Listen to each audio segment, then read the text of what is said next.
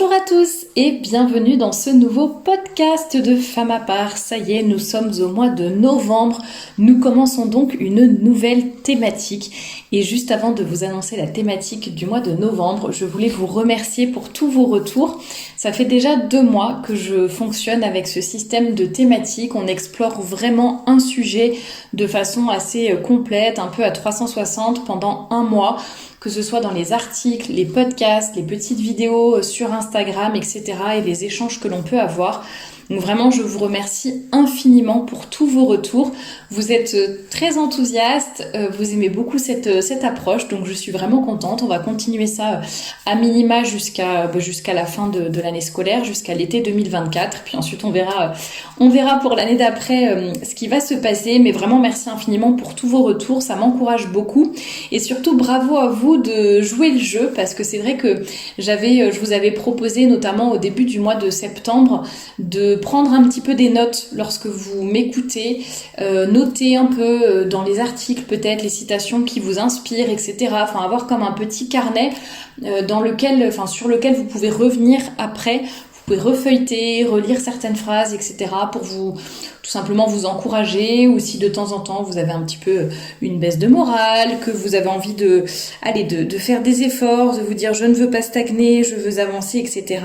Eh bien vous aurez ce carnet, ces notes, ces citations à proximité pour reprendre un petit peu du poil de la bête, j'allais dire, et pour tout simplement vouloir toujours progresser. C'est vraiment un conseil que je continue de vous donner d'ailleurs pour ce mois de novembre. Continuez, si vous le pouvez, à prendre des notes. Je ne vous dis pas allez noter comme si c'était une conférence, noter tout ce que je dis, etc. Mais voilà, une phrase qui vous inspire, une piste de réflexion, quelque chose sur lequel vous voulez revenir plus tard. En tout cas, n'hésitez pas.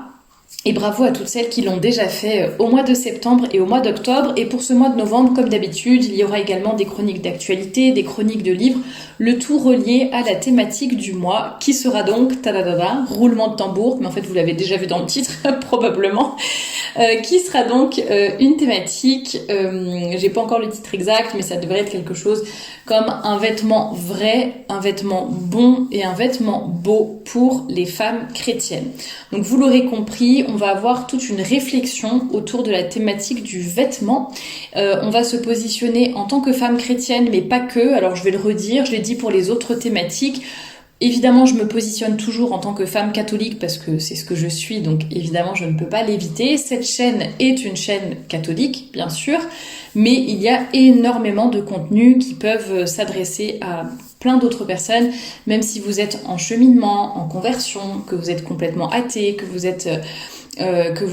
ne vous intéressez pas spécialement aux questions spirituelles, etc. Mais en tout cas, le contenu, en fait, c'est très souvent finalement, comme dans la religion catholique pour plein de choses, c'est très souvent du bon sens. Finalement, on s'appuie sur la nature humaine, sur ce qu'on voit aussi dans la nature en général. C'est du bon sens, c'est être de bonne foi également, et apprendre à poser de bons raisonnements. Donc on va poser aujourd'hui ensemble, enfin aujourd'hui et pendant tout le mois de novembre, une réflexion par rapport à nos vêtements, parce que je pense qu'il y a énormément de choses à dire, surtout à notre époque, par rapport au choix de nos vêtements. Déjà, pour qui je m'habille, notre époque, les médias, etc. N'hésite pas à nous rappeler que le plus important, c'est de s'habiller pour soi. On n'a pas à prendre en compte les autres. On nous dit aussi, enfin il y a l'expression l'habit ne fait pas le moine, mais il y a aussi des personnes qui vont vous vendre des formations ou autres pour vous dire que si vous voulez grimper l'échelle sociale, eh bien il faut s'habiller de telle ou telle façon. Donc bon, notre vêtement, le choix de nos vêtements est quand même un petit peu important dans ce cadre-là, peut avoir des conséquences importantes. Il y a beaucoup de débats aussi à l'heure actuelle sur l'abaya par exemple, on peut se poser la question, est-ce qu'on a le droit de légiférer, ou est-ce qu'il est intelligent de légiférer sur des questions de vêtements, que ce soit le gouvernement, la République, entre guillemets, ou que ce soit l'Église, est-ce qu'il faut imposer un certain vêtement, etc. pour les chrétiens. Le retour de l'uniforme à l'école peut aussi se faire poser pas mal de questions sur ce sujet-là. Donc voilà, est-ce que je m'habille pour moi? Est-ce que je m'habille pour les autres? Est-ce que je m'habille pour Dieu? Est-ce que c'est un peu un mix des trois? On peut aussi se poser des questions par rapport notamment, en tout cas c'est quelque chose que je vois beaucoup revenir, par rapport au confort et à l'élégance. Il y a beaucoup de personnes qui pensent que en fait le confort n'est pas compatible avec l'élégance ou la féminité, donc en fait il faut choisir l'un des deux, et si vous choisissez d'être à l'aise, confortable dans vos vêtements, vous ne pourrez pas être présentable, vous ne pourrez pas être vraiment élégante, féminine, etc. Quel est le critère le plus important quand vous choisissez vos vêtements le matin? Est-ce que c'est la beauté, le confort, la féminité? Est-ce que, pour revenir un petit peu au choix, est-ce que quand on choisit notre vêtement, notre choix est vraiment libre et vraiment éclairé? Je l'ai dit tout à l'heure, hein, on ne cesse de nous répéter que on fait ce qu'on veut, c'est à nous de décider, tant qu'on aime ce qu'on porte, ce qu'on fait, etc. Enfin, c'est valable dans tous les domaines, c'est l'essentiel.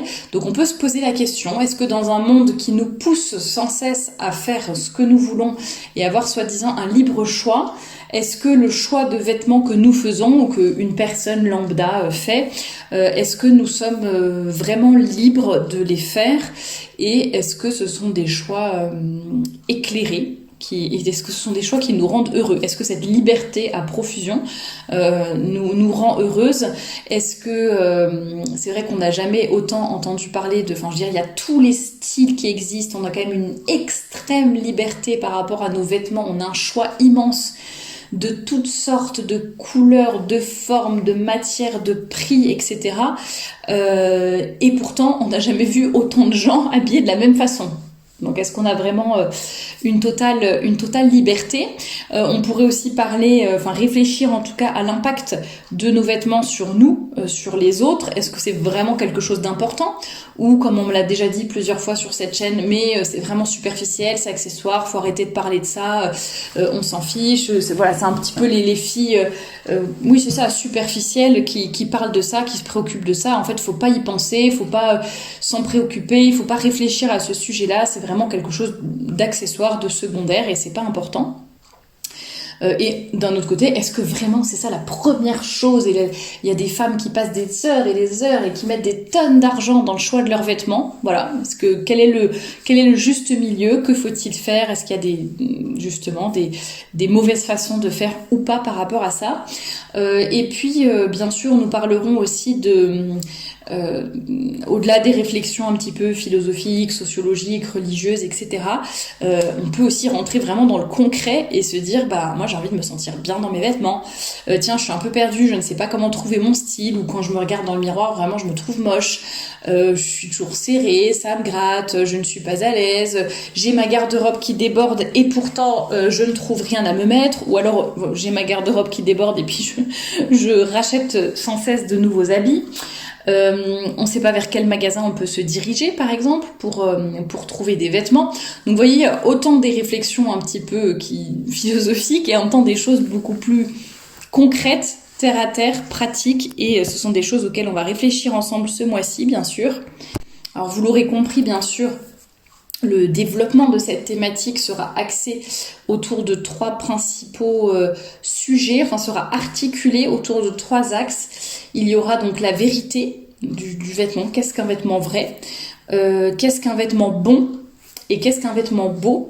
Je m'appuierai entre autres sur mon propre livre, dont je vous mets toujours le lien dans la description, donc si ça vous intéresse, le lien est juste en dessous pour l'acheter. Si ça vous intéresse par exemple de l'avoir, de le lire, et donc comme ça déjà d'avoir un petit peu quelques fondations on va dire pour avant d'entamer cette réflexion du mois de novembre ensemble. Peut-être l'avez-vous déjà lu, dans ce cas-là tant mieux. Mais voilà, c'est un peu les 3 axes de mes 3 premiers chapitres je crois: un vêtement vrai, un vêtement bon, un vêtement beau, et ensuite j'explore encore d'autres pistes mais dont on parlera probablement aussi, quoique il va vraiment falloir que j'essaye d'aller à l'essentiel, parce qu'il y a tellement de choses à dire sur le vêtement et c'est vraiment un de mes sujets de prédilection que j'aime énormément.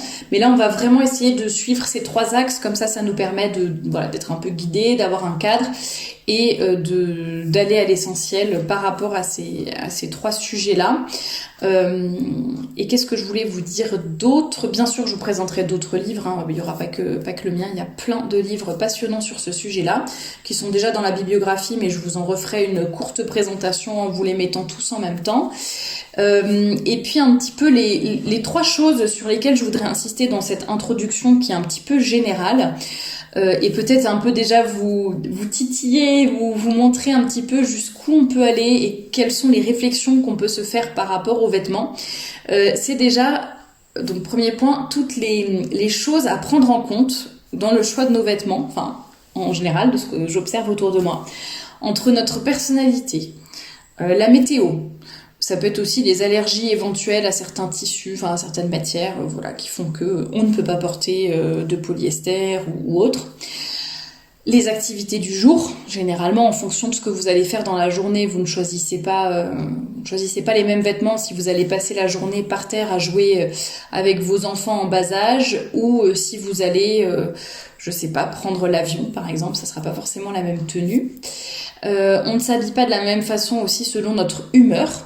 Ça joue énormément. Si vous êtes renfrogné, que vous n'avez envie de rien faire et voilà, vous n'allez pas choisir le même type de vêtements que si vous partez à une soirée, que vous savez que vous allez retrouver vos amis, que vous êtes en pleine forme, que vous avez envie de rire, de partager, que vous êtes vraiment de bonne humeur, etc. Ce sera pas la même chose. On peut choisir aussi nos vêtements en fonction de critères de décence, de modestie. On les choisit en fonction de son sexe, bien sûr, que vous soyez, si vous êtes un homme ou si vous êtes une femme, vous n'allez pas vous habiller de la même façon a priori. En tout cas, je l'espère pour vous. On ne s'habille pas de la même façon en fonction, je sais pas, des personnes que vous allez rencontrer. Si vous savez que vous allez dîner aux chandelles avec votre mari ou votre fiancé, ou bien si vous allez juste, je sais pas, retrouver une bonne copine pour aller au bord de la mer ensemble, bon, vous n'allez pas vous habiller de la même façon hein, quand on veut impressionner un homme, etc. On va faire attention aux accessoires, à la couleur que l'on va porter, etc. On ne s'habille pas non plus de la même façon selon le jour de la semaine. Alors ça, je dis on ne s'habille pas de la même façon, mais je veux dire, ça dépend des gens. Il y a des gens qui vont s'habiller de la même façon tous les jours, quelle que soit leur humeur, quelle que soit la météo, etc. Ça, c'est des choses que l'on va explorer. Mais je veux dire, en tout cas, ce sont des critères qui peuvent rentrer en ligne de compte dans le choix du vêtement le matin, quoi. Donc, en fonction du jour de la semaine, on ne s'habille peut-être pas pareil le lundi pour aller au bureau, le samedi pour un pique-nique entre amis et le dimanche pour aller à la messe. En fonction de votre métier ou de votre poste aussi dans l'entreprise dans laquelle vous êtes, vous n'allez pas forcément choisir les mêmes vêtements. Il y a d'ailleurs des métiers ou des écoles, etc., où il y a des uniformes, donc à faire des uniformes ou en tout cas des... bon, c'est sûr, si vous êtes policier, vous avez un uniforme, mais ça peut être aussi des critères un peu, comment dire, sans avoir un uniforme dans une entreprise, bon, vous avez quand même un petit peu comment on dit, j'ai le mot en anglais évidemment, dress code, des recommandations d'habillement. Il y a des entreprises dans lesquelles c'est très décontracté, il y a des entreprises dans lesquelles tout le monde est vraiment en costume, cravate, tailleur pour les femmes, voilà, ça dépend. En fonction de votre âge aussi, en fonction de votre morphologie, de si vous allez sortir ou si vous allez rester chez vous, en fonction de vos moyens financiers. Vous voyez, il y a énormément de critères. Faudrait en fait que je m'amuse presque à tous les noter et avoir un petit peu il faudrait presque faire des études là-dessus sur le poids en fait de chacun de ces critères sur le choix à la fin. Est-ce que le plus important c'est les personnes avec qui je vais être? Est-ce que le plus important c'est mon confort? Est-ce que le critère qui va être le plus prépondérant ça va être les moyens financiers? Enfin ouais, il y a vraiment plein de choses qui peuvent rentrer en compte. Est-ce que la seule chose qui compte c'est vraiment ma morphologie, mon style, les couleurs qui me mettent en valeur ou est-ce qu'il va y avoir d'autres choses? Donc tout ça c'est vraiment, je trouve, passionnant. Et pour moi, le fait de connaître un petit peu tous ces critères et de savoir tout ce qui rentre en compte, ça va aussi nous permettre de faire un choix éclairé, pour le coup, de nos vêtements et de vraiment tout prendre en compte et de ne pas se laisser berner par certaines fausses idées. Deuxième chose sur laquelle je voulais insister avant de passer donc au troisième point et ensuite à la conclusion, c'est vraiment le message que vous voulez faire passer à travers vos vêtements. Ça, je pense qu'il est vraiment capital de comprendre que vous le vouliez ou non, en fait, que vous en soyez consciente ou non, vous allez faire passer un message à travers votre façon de vous habiller. Il y a énormément de choses que l'on peut déduire juste en croisant un inconnu dans la rue ou dans le métro. que vous le vouliez ou non. Après, ça peut être un message qui est faux, dans le sens où vous êtes avec un jean, un t-shirt troué et très très très négligé d'apparence, donc on va croire limite que vous êtes SDF, alors qu'en fait vous êtes un millionnaire, c'est juste que vous en avez rien à faire de la façon dont vous vous habillez, et voilà. Ça peut être, vous voyez, un message mal compris. Disons que votre apparence délivre un message qui n'est pas conforme à ce que vous êtes vraiment. Ça peut être que vous vous habillez comme une prostituée alors que vous n'en êtes pas une du tout. Alors je sais, ça peut être choquant de dire ça, mais moi j'ai déjà plusieurs amis et collègues qui ont été prises pour des prostituées. Contre leur volonté évidemment, et elles ne sont pas ça n'est pas leur métier, si on peut appeler ça un métier, mais vous voyez le message qu'elles ont fait passer à travers leurs vêtements, leur attitude, leur maquillage, leurs accessoires, enfin plein de choses, un ensemble de choses, dont leurs vêtements, justement ça n'a pas fait passer, leurs choix n'ont pas fait passer le bon message, et on a mal interprété leur activité professionnelle, pour le dire gentiment. Donc bien sûr le message peut être mal interprété, et puis les gens en face, même si vous avec toute la bonne volonté du monde, peuvent mal interpréter les choses aussi, et c'est aussi leur problème. Il ne faut pas s'arrêter aux apparences, aux vêtements, aux premières impressions, etc. Mais en attendant, on le fait passer, ce message, qu'on le veuille ou non. Donc autant faire attention à ce que ce message soit en adéquation avec ce que nous sommes et avec ce que nous voulons faire passer, ce que nous voulons dire à notre interlocuteur, aux gens que nous allons croiser, à la société en général, etc. Donc entre les gens, vous voyez, une femme par exemple qui veut séduire, va s'habiller d'une certaine façon, quelqu'un qui s'en fiche complètement de ses vêtements, de son apparence, va aussi s'habiller d'une certaine façon. Parfois vous voulez montrer que vous avez de l'argent, que vous voulez tel ou tel poste, que vous vous respectez, que vous êtes plus princesse paillette ou que vous êtes plus garçon manqué, que vous êtes une personne qu'on peut prendre au sérieux, qu'on peut respecter, à qui on peut faire confiance, à qui on peut confier des tâches importantes. Ou alors, au contraire, vous êtes une jeune femme qui avait un peu le syndrome de Peter Pan, là, de jamais vouloir grandir, etc., continuer de s'habiller presque comme une petite fille et tout, ou comme une ado, alors que vous avez 25, 30 ans, que vous êtes plutôt une personne exubérante, extravertie, au contraire, vous voulez passer inaperçu, que vous vous assumez, ou alors que vous n'avez pas confiance en vous. Oui, il y a plein de messages qui peuvent passer à travers les vêtements. Autant choisir ce message et être en adéquation avec celui-ci.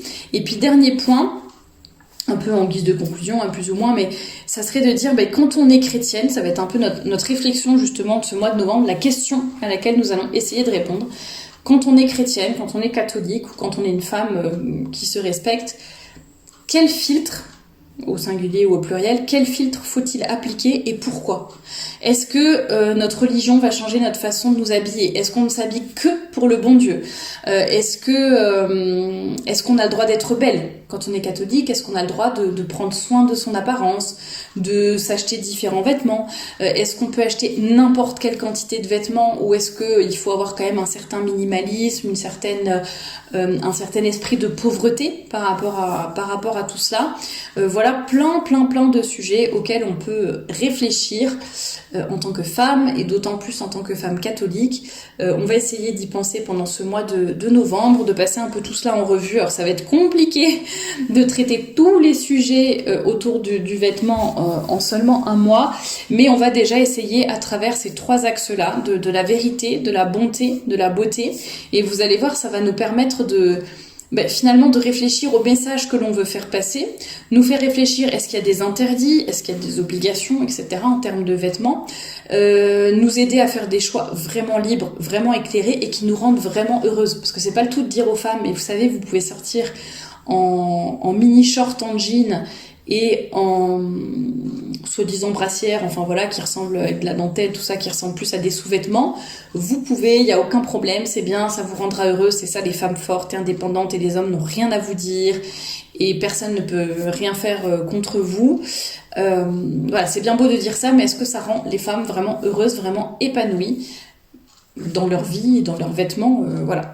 Donc toutes ces choses, on va y réfléchir ensemble. Si vous avez des questions spécifiques, on va faire comme au mois de septembre, comme au mois d'octobre. Il y aura vers la fin du mois, plus exactement le 29 novembre, je vais publier une vidéo FAQ sur la thématique de ce mois de novembre, donc cette thématique du vêtement.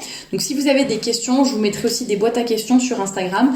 Vous pouvez me les poser par mail, vous pouvez me les poser en commentaire de cette vidéo ou des autres vidéos. De toute façon, je regarde tous les commentaires. Et vous pouvez me poser vos questions et j'y répondrai pendant cette vidéo FAQ du mois de novembre. Donc je compte évidemment sur vos participations par rapport à cette thématique. Je vous remercie vraiment pour votre fidélité, votre engouement par rapport au mois de le contenu qui a été sorti au mois qui a été publié au mois de septembre et au mois d'octobre. Merci infiniment pour votre soutien, pour votre fidélité. On est bientôt, enfin à l'heure où j'enregistre ce podcast en tout cas, on est bientôt 11 000 personnes sur cette chaîne, donc merci infiniment d'être là. Je vous dis à très bientôt donc pour un nouveau podcast, une nouvelle chronique, un nouvel article sur cette thématique qui j'espère vous plaira. Et merci encore pour votre fidélité et n'oubliez pas de poser vos questions. À très bientôt.